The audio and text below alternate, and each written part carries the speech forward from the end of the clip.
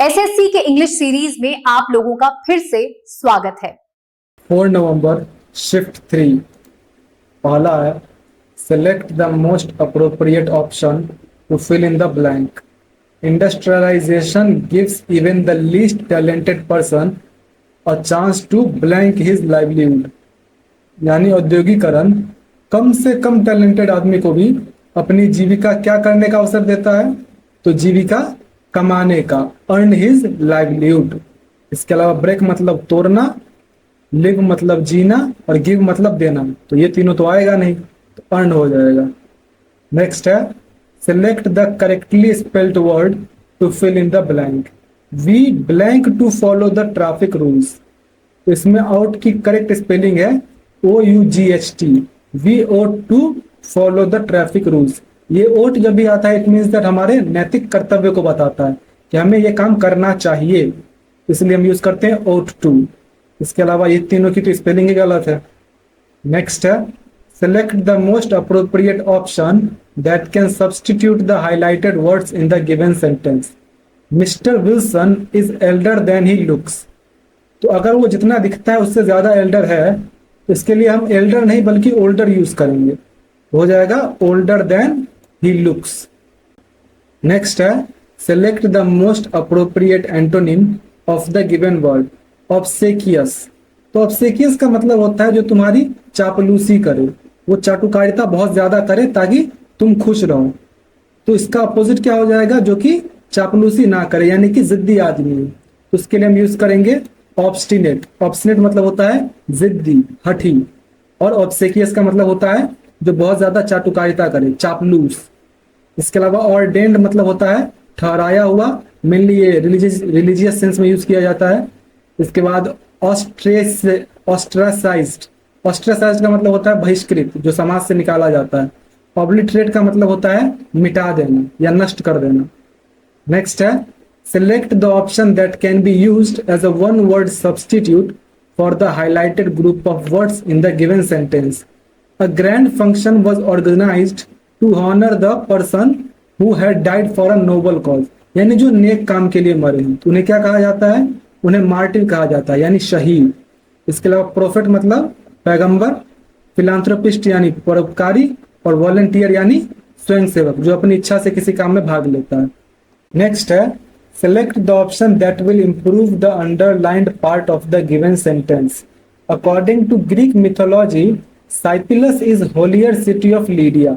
तो इसमें लीडिया क्या जो साइपिलस सिटी है उसकी बाकी सारे लीडिया की सिटी से तुलना की जा रही है, तो क्या हो जाएगा, यहाँ सुपरलेटिव डिग्री का यूज करेंगे, तो हो जाएगा Sipylus is the holiest city of Lydia. Next है select the most appropriate meaning of the underlined word. The sink is closed due to solid materials. तो सिंक जो है वो क्या है, जो ठोस पदार्थ है उससे जमा हो गया है। तो यहाँ पे सिंक किस चीज को डिनोट कर रहा है, तो सिंक मतलब होता है जो बर्तन धोने का एक जगह होता है जहाँ पे तुम हाथ मुंह वगैरह धोते हो, उसके लिए सिंक यूज किया जाता है, जिसे हम लोग बेसिन बोलते हैं। तो हो जाएगा a large fixed container to wash hands और यूटेंसिल्स। नेक्स्ट है select the incorrectly spelled word. Awful एकदम करेक्टली लिखा है, बैरन ये भी करेक्ट लिखा है मतलब बंजर। ऑसम, देखो ऑसम इसमें गलत लिखा हुआ है, ऑसम की स्पेलिंग होती है AWESOME, यहाँ पर जो है ई गायब है यहाँ पर से, इसलिए ये गलत लिखा हुआ है। ऑसम मतलब होता है भयानक, ये बढ़िया सेंस में भी होता है, मतलब बढ़िया भी बोल सकते हो, भयानक यानी कि पॉजिटिव सेंस में भी और निगेटिव सेंस में भी ऑसम का यूज किया जाता है। फिर है बिटर। बिटर मतलब होता है कड़वा। नेक्स्ट है select the most appropriate superlative adjective form to fill in the blanks. What's blank book you have ever read? तो फिर यहाँ पर बोल रहा है कि कौन सी सबसे इंटरेस्टिंग बुक, क्योंकि अगर कोई ऐसा बोल रहा है कि तुमने कभी पढ़ी है, तो क्या बोल सकता है कि तुमने ऐसी कौन सी सबसे इंटरेस्टिंग कौन सी किताब पढ़ी है, तो यहाँ पर सुपरलेटिव का सेंस आता है, हो जाएगा what's the most interesting book you have ever read. Next है The following sentence has been split into 4 segments. Identify the segment that contains a grammatical error. A good lawyer always looks in the case before he attends court. तो एक अच्छा lawyer क्या करता है, जो case है उसको अच्छी तरह से देखता है। तो अच्छी तरह से देखने, जांच पड़ताल के लिए जो हम यूज करते हैं फ्रेजल वर्ब, वो लुक इन नहीं होता है बल्कि लुक इनटू होता है। यह होना चाहिए always looks into the case before he attends court. इस वजह से तुम्हारा ये सेगमेंट गलत है। नेक्स्ट है select the most appropriate meaning of the given idiom on the back foot. On the back foot का मतलब होता है किसी ऐसी स्थिति में होना जहां वो व्यक्ति नुकसान में हो, तो क्या बोलेंगे एट अ डिसएडवांटेज। इसके अलावा इन हरी मतलब जल्दी में, सिचुएटेड फार्दर अवे मतलब बहुत दूर स्थित, और इन रिलैक्स स्टेट मतलब आरामदायक स्थिति में। नेक्स्ट है select the most appropriate synonym of the given word. Gloomy. Gloomy का मतलब होता है उदास, निराशाजनक। तो क्या हो जाएगा इसका सिनोनिम? तो डिसमल। डिसमल का मतलब भी होता है उदास। इसके अलावा बुयोयंट का मतलब होता है उत्साहपूर्ण, तो ये तो इसका अपोजिट हो गया। स्टिकी का मतलब होता है चिपचिपा, और वेइन का मतलब होता है घमंडी। नेक्स्ट है select the incorrectly spelled word. Inadvertent. तो इनएडवर्टेंट की स्पेलिंग इसमें गलत है। इनएडवर्टेंट की स्पेलिंग होती है INADVERTENT। ये जो ए है इसके जगह पे ई आना चाहिए था, तो इसलिए ये गलत लिखा हुआ है। इनएडवर्टेंट मतलब होता है जो मैंने जानबूझ के नहीं किया, अनजाने में किया गया काम, उसे इनएडवर्टेंट कहते हैं। फिर सिंक्रोनस। सिंक्रोनस का मतलब होता है एक ही समय पर होने वाला। ब्लैटेंट का मतलब होता है स्पष्ट, जाहिर रूप से। इसके अलावा एफिमिनेट का मतलब होता है, एक तरह से तुम अगर देशी भाषा में बोलो तो मौगा बोल सकते हो, यानी स्त्री जैसा। नेक्स्ट है पार्ट्स ऑफ द फॉलोइंग, मतलब वैसा मर्द जो कि जिसमें मर्दों वाले गुण ना हो। नेक्स्ट है parts of the following sentence have been given as options, select the option that contains an error. Before the internet was available on mobile, I read often books for entertainment and information। तो देखो यहाँ पे read क्या है, verb है, और उसके बाद जो यूज किया गया है एडवर्ब, ये है एडवर्ब ऑफ फ्रीक्वेंसी। तो इसका यूज हम वर्ब और ऑब्जेक्ट के बीच नहीं कर सकते, हमें इसका वर्ब यूज जो है वो वर्ब से पहले करना होगा। यह होना चाहिए आई ऑफन रीड बुक्स। इस वजह से तुम्हारा ये सेगमेंट जो है गलत है। नेक्स्ट है select the most appropriate present tense form of the verb to fill in the blank. Blank they like sweets. तो यहाँ पर क्या हो सकता है, डू, हैज, डज या हैड। तो डज नहीं होगा, दे के साथ हैज भी नहीं लगेगा, हैड या डू लग सकता है। तो यहाँ पर क्या सेंस दे रहा है कि क्या उन्हें मिठाई पसंद है, तो हैड दे लाइक स्वीट्स अच्छा नहीं लगेगा। तो डू दे लाइक स्वीट्स जो है परफेक्ट सेंस बनाता है, तो यहाँ डू हो जाएगा। नेक्स्ट है select the most appropriate antonym of the given word. Predicament. Predicament का मतलब होता है कठिन स्थिति, जिसमें तुम कंफ्यूज हो कि क्या करना चाहिए। तो इसका एंटोनिम क्या हो जाएगा, सॉल्यूशन, यानी कि समाधान। इसके अलावा रिडीम का मतलब होता है किसी चीज को मतलब मुक्त करना, और मिस का मतलब होता है गड़बड़ी। डोसाइल का मतलब होता है आज्ञाकारी। नेक्स्ट है the following sentence has been split into 4 segments. Identify the segment that contains a grammatical error. They decided to start their journey towards the hills in midnight। इसमें गलती आ रही है कि in midnight बोल रहा है। midnight क्या है, एक पॉइंट ऑफ टाइम है, तो इसके लिए हम in नहीं बल्कि at यूज करेंगे। इसमें प्रीपोजिशन में गलती है, तो यहाँ in के जगह पे at आ जाएगा, इसलिए तुम्हारा ये सेगमेंट गलत है। नेक्स्ट है select the most appropriate option to fill in the blank. Despite his initial blank he eventually agreed to join the team. तो देखो डिस्पाइट यानी कि बावजूद।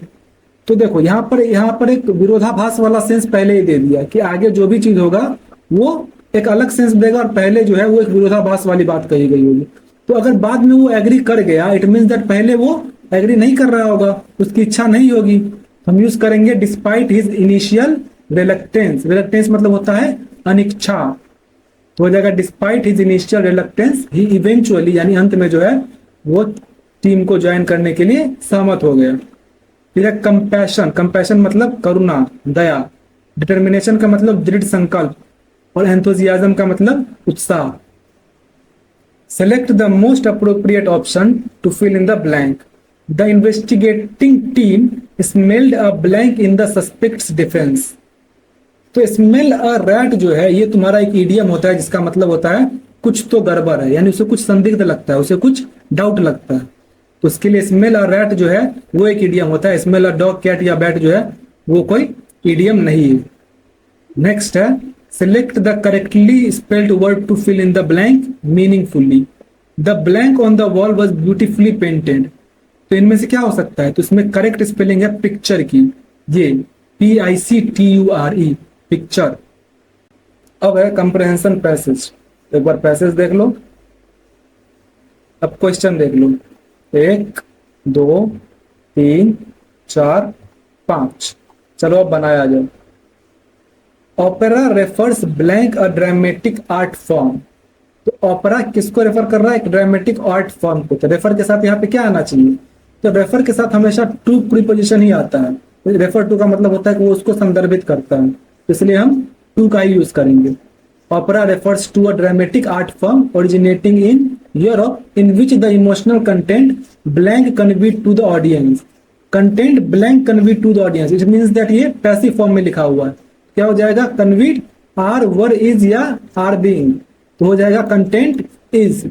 Content is conveyed to the audience as much through music both vocal and instrumental as it is through the lyrics. Blank contrast in musical theater and actors dramatic performance is primary and the music blank a lesser role। अब यहाँ पर एक विरोधाभास की बात की जा रही है कि वैसे तो देखो गाने में क्या होना चाहिए? गाने में क्या प्राइमरी होना चाहिए? उसके लिरिक्स, उसकी म्यूजिक वो होना चाहिए प्राइमरी, लेकिन यहाँ पर क्या चीज दिखा रहा है? यहाँ पर कॉन्ट्रास्ट, इट मीन्स दैट बजाय इसके या इसके बोलते हैं ऑन द कॉन्ट्ररी, इसके विपरीत। तो ऑन द कॉन्ट्ररी की जगह यहाँ पे कॉन्ट्रास्ट का यूज किया गया है। तो इन कॉन्ट्रास्ट का हम यूज करते हैं बोलने के लिए इसके विपरीत। हो जाएगा यहाँ बिसाइड, अंडर, फॉर या इन, तो इन आ जाएगा। In contrast in musical theatre and actor's dramatic performance is primary, यानी अब के टाइम पे क्या है कि म्यूजिकल थिएटर में एक्टर की ड्रामेटिक परफॉर्मेंस को प्राइमरी दी जा रही है and the music blank a lesser role. और म्यूजिक कैसा रोल प्ले कर रहा है? तो लेसर रोल प्ले कर रहा है। तो यहाँ हो जाएगा प्ले, प्लेस, प्लेइंग या प्लेड, तो प्लेज हो जाएगा and music place a lesser role. The drama in opera is blank using the primary elements of theatre such as scenery, costumes and acting. The drama in opera is blank using, क्या हो सकता है यहाँ? Presenting, being presented, presented या present। तो ये फिर से ये पैसिव फॉर्म में लिखा गया है, तो इसलिए हम presented का यूज करेंगे कि the drama in opera is presented using the primary elements of theatre।